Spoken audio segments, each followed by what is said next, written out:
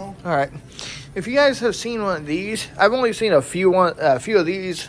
Maybe, actually, I've only seen a couple of these in my lifetime. One being at this Dennys and the one at Matt Toon Dennys. Whoever owns this thing, they want one toy for $2 or three. You get 3 toys for $5. And a chance to win a PS4. MVCI Supposedly a chance to win a PS4. Lord knows how true that is. Well, Lord only knows how old this machine is. C2. So yeah, as you can see, these two lights are dying. Look at this. Just look how. Listen. That's it. Oh, dust. Let me see if I can get it to trace on my finger. Look at these clamp. Yeah, but I'm not sure.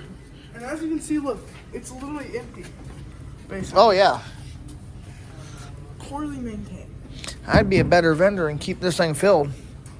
Leon, and it's on the same side too, over here. No, it ain't. This thing is like full. This side's full because this one side obviously is either A, not working, or doesn't sell.